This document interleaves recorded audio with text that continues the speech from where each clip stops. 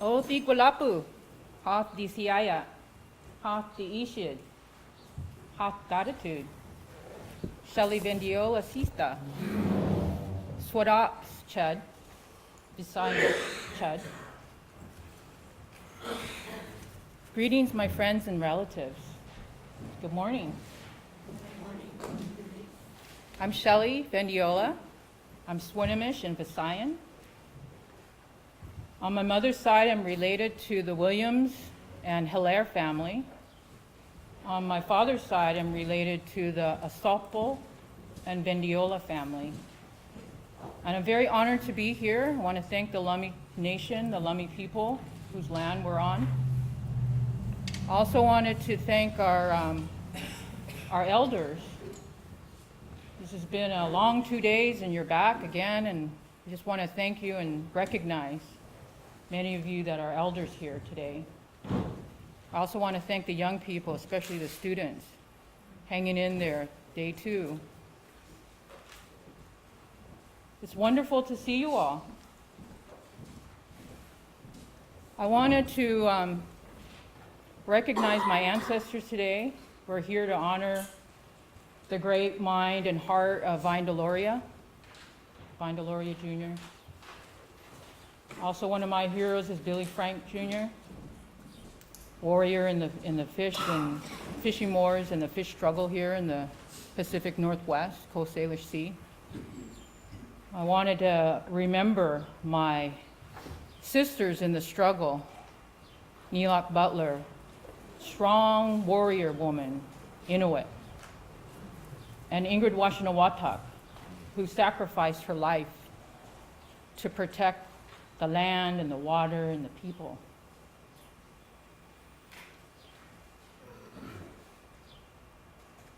So it was with great honor that I'm back here once again speaking at the Vendiola Symposium with very honored people.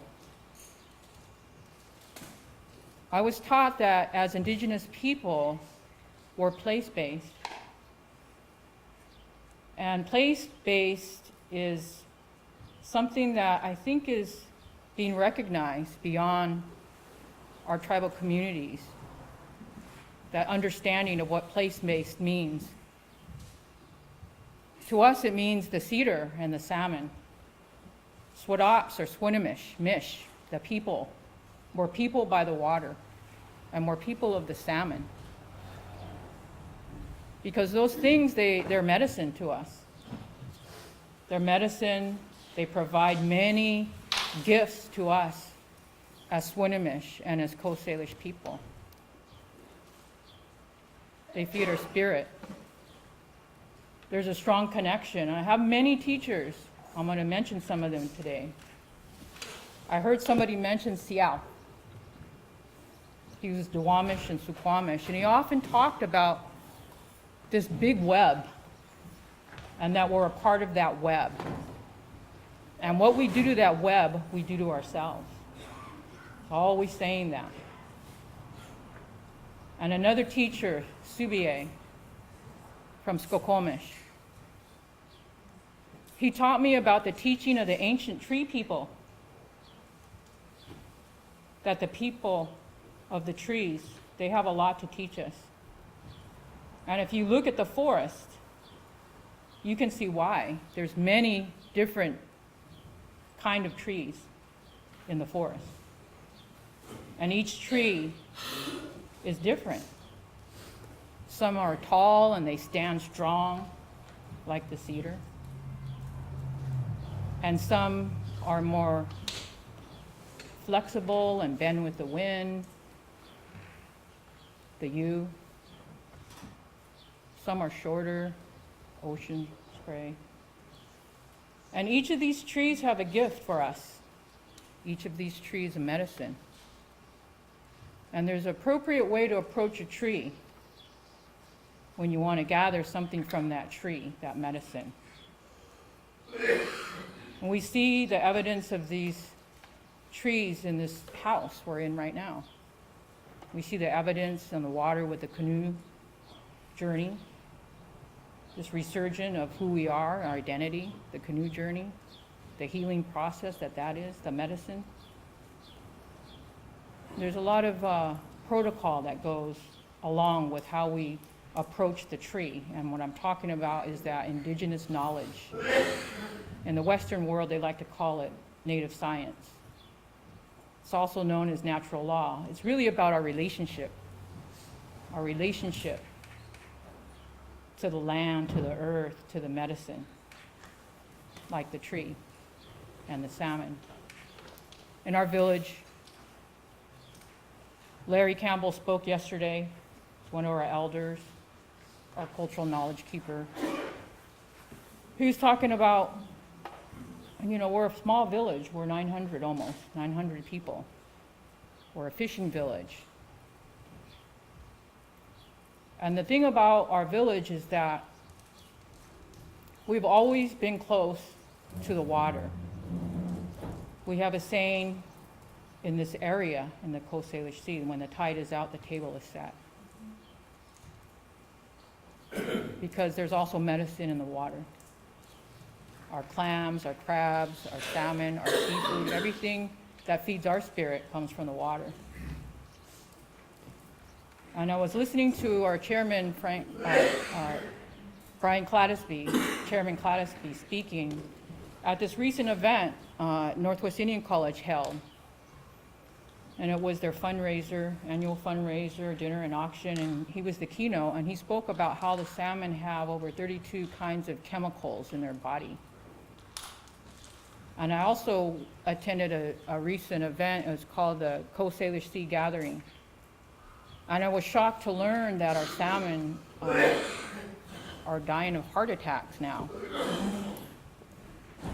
And we, as indigenous people, as Swinomish, people by the water, we have a direct connection to the salmon.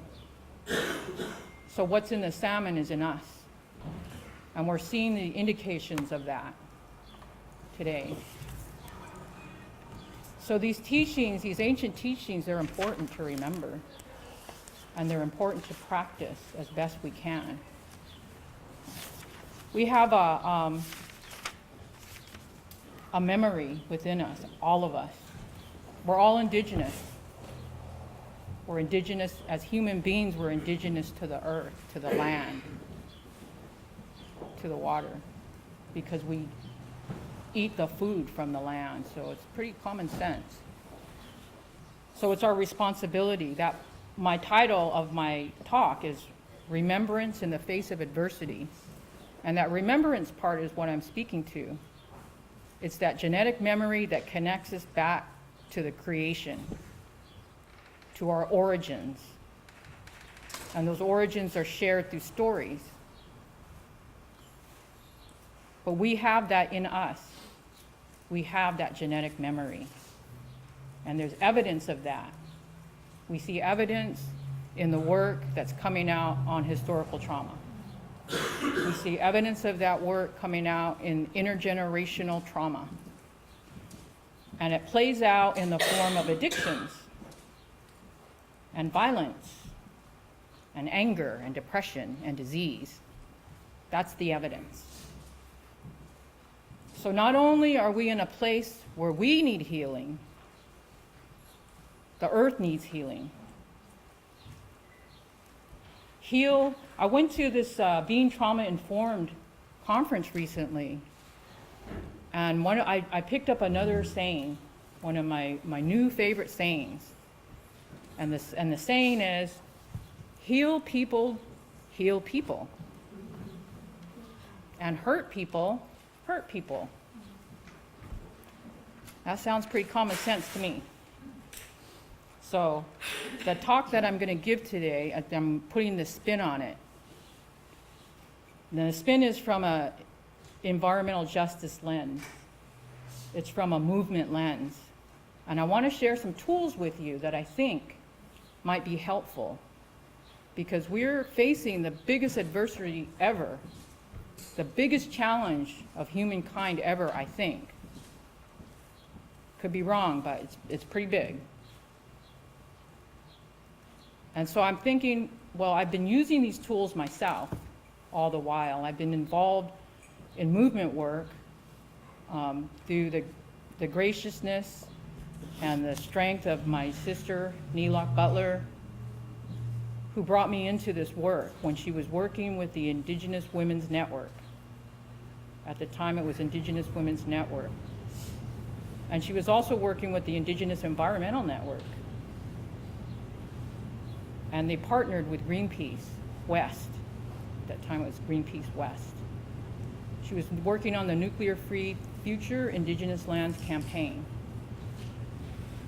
And so this was back in 1992, 500 Years of Resistance that year, and it was a really impactful time because I was in undergraduate school, and I was just learning how to walk in the world, really. And so I got wrapped in Neelock's arms and brought into this work. And she said, you know, the movement is a big family. It's a really big family. And I've learned that it's pretty much a lifetime commitment. But I don't think of it in terms of a commitment as much as I think of it as a responsibility because of who I am and the teachings that I've been given. So when we think about our natural law and our indigenous knowledge and our responsibility and how we reciprocate for the gifts, in our village, our fishing village, we have what's called the salmon homecoming ceremony. We had that on Thursday, and I understand that Lummi had theirs also on Thursday, the first salmon ceremony. I was at Chief Salit's house, and he was showing me the videos of the powerful, wonderful, beautiful songs that these young people from the high school, the tribal school here sang. Very beautiful, very powerful. And it was a prayer, those songs, to give reverence and respect and honor to our medicine. And so it's important to us as Indigenous people that are place-based to understand that responsibility that we have to our first mother, the earth. CBA says that those trees, they're our first teachers, and we have a first mother, because that is what sustains us, gives us life. Those trees get oxygen. We breathe that oxygen. It gives life. It's life building, and it's vibrant, and it's beautiful. So I want to talk now, I want to shift this just a bit. So I want to get into those tools, and I want to share with you. I want to talk about how not only are we connected to the earth, and we have this genetic memory that takes us back to the creation story. We know that, and it's coming back. In our Native Studies Leadership Program, we're remembering. We're remembering these teachings, and we're learning how then to be in the world, how to walk in the world now that we have this knowledge. Thankfully to scholars and leaders like Vendiola and many of you in the room. What I want to talk about is this new story that was put upon us, was forced upon us, actually. And the story is about this new God that is disconnected from the earth. And because that new God is disconnected from the earth, it's easier to pillage, plumage, and rape the earth, because there's a disconnect. And there's this sense of ownership of the earth. I was taught we don't own the earth. We are of the earth. We are part of it. It's part of it. How can you own your arm? How could you own your head? How could you own your mother? How could you own your grandmother? You see what I'm saying? That's that relationship. So it's really about our kinship relationship to the natural world, the nature in us and the nature beyond us.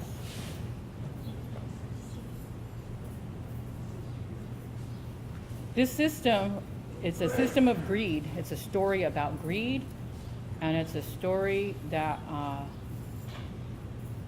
this former president of the United States of America named Eisenhower. President Eisenhower, he talked about this story as the military industrial complex. That's what he called it. The military industrial complex that says there's a marriage between the government and the multinational corporations, the government, and the military. He said that way back years ago. He was warning us, right? And we're seeing it. And it's coming harder and it's coming faster. That system, that story, that news story is about ownership. And it's about putting a price tag on the land, on the water, and on the air. And our communities are feeling it because we're on the front line. I come from Swinomish, the people by the water. I come from a tribe whose land, part of it, half of it, was unceded territory. And we now have 2 oil refineries on that land, been there for about 40 or more years. We're downwind from those refineries, unceded territory. And we're seeing the impact. We don't have any shellfish out there no more. Well, there are some, but they're very toxic. We know they're toxic. Sometimes we see people out there gathering these clams. Because the companies don't like to warn people. They don't like to label things, warning, toxic. They don't do that.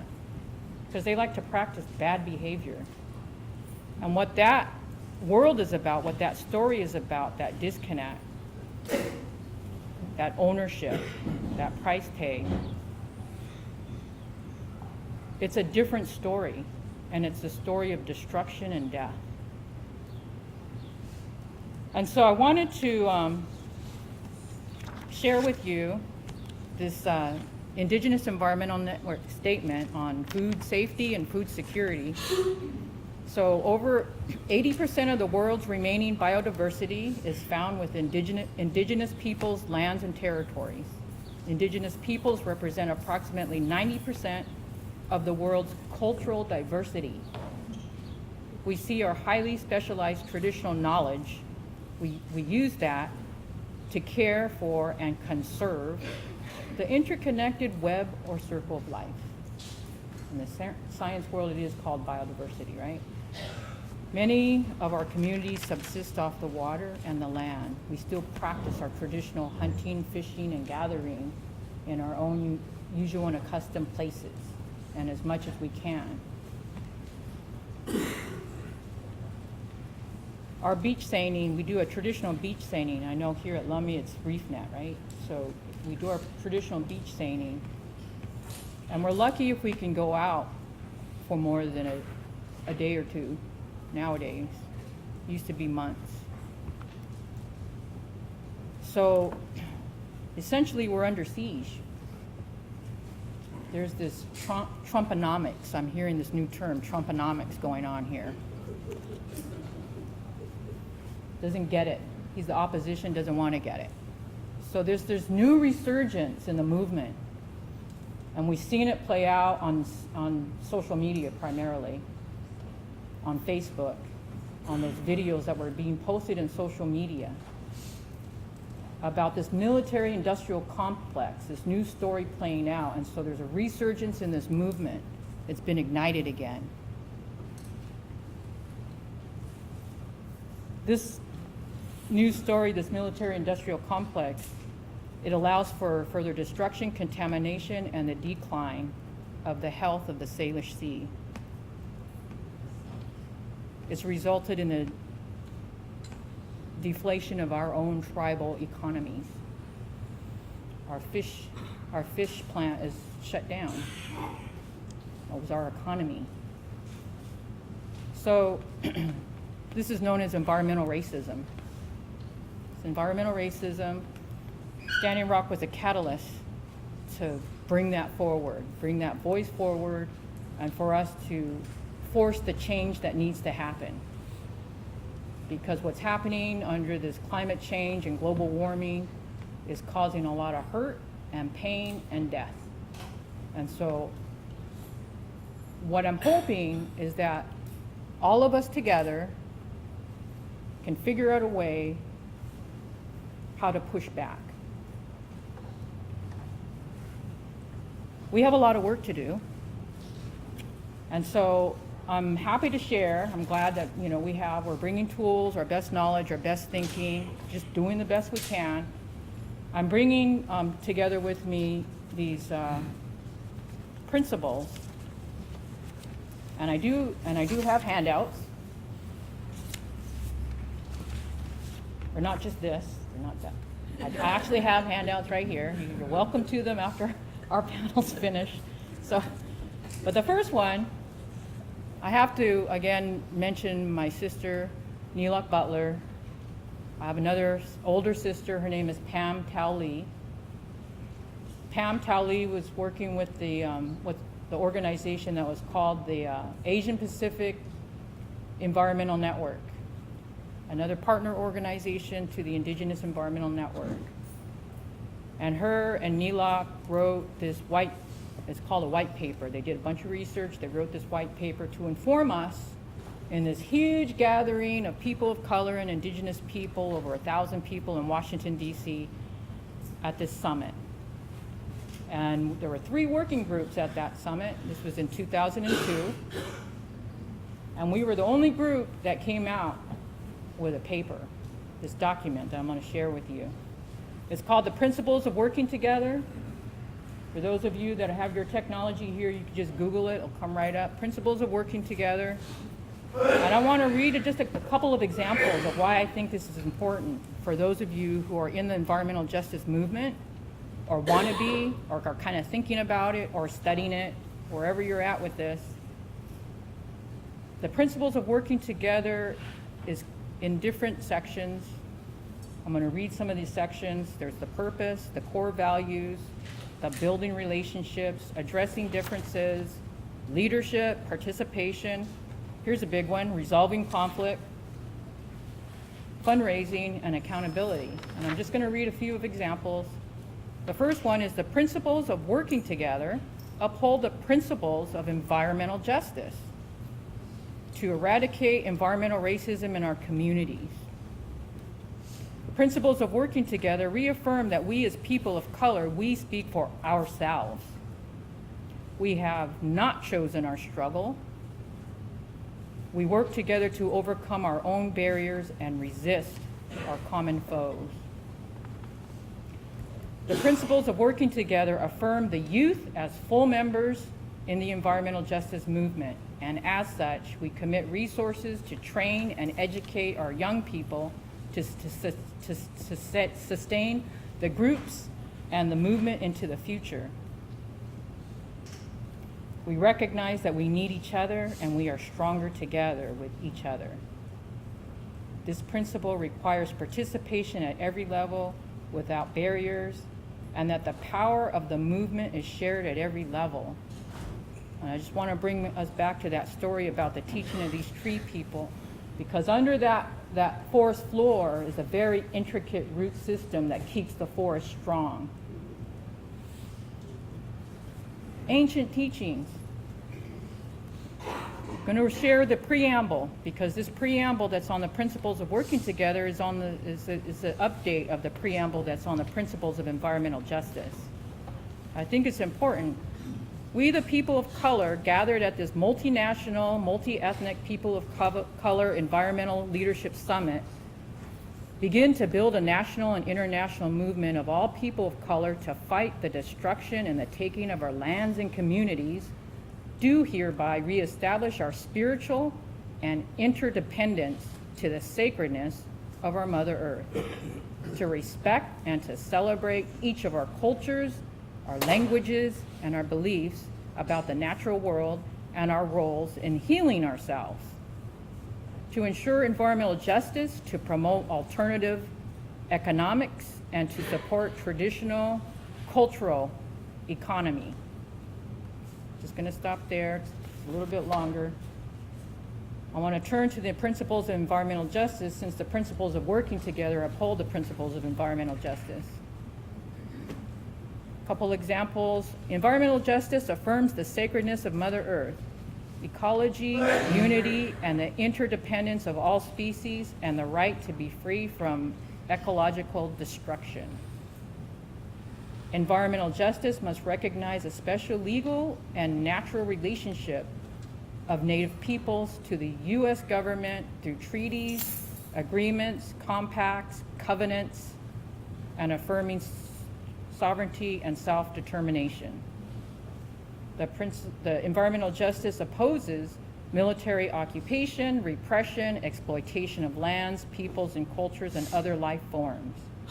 It calls for the education of the present and future generations, which emphasizes social and environmental issues based on our experience and an appreciation of our diverse cultural perspectives. So those are 2 of 3 instruments or tools that I wanted to share. The third one, I wanted to recognize my students. There's a lot of Northwest Indian College students here, sharing the stage with my student here, Philip Morris. I'm really proud of him. He's getting ready to graduate next year. My nephew in the audience, I see him back there, Dakavi, Vendiola. He's getting ready to graduate this year. In our class, in our 410 class, we're studying this book by John Echohawk. And some of you might be familiar with this book. It's called In the Light of Justice, The Rise of Human Rights in Native America. And what this book does is it really breaks down and analyzes this other tool called the UN Declaration on the Rights of Indigenous People. It's under the modern international human rights law framework. This UN Declaration on the Rights of Indigenous People, it supports Indigenous issues. It reflects the need and the aspiration of Indigenous peoples, again in the human rights framework, and it's driven by that persistent denial of our basic human rights and the rights of Indigenous people. It proclaims that Indigenous people are equal to all people, just like that forest, those trees. We're equal. So I'm just saying that we must remember these teachings, these ancient teachings. Pick those up. If you don't know them, you can find out. Talk to an elder. Talk to a culture person. Talk to a knowledge keeper. It's within us. It's within your own DNA. It's our connection to that creation. We have the knowledge and the tools and the wisdom and the fortitude to transition from our addiction on fossil fuel. We have that. We have that technology today.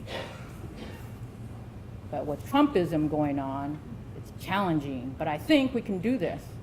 I think we can. We have to do it. We have to push back. I have hope in that. Transitioning from fossil fuel addiction to clean, renewable energy like the wind and solar.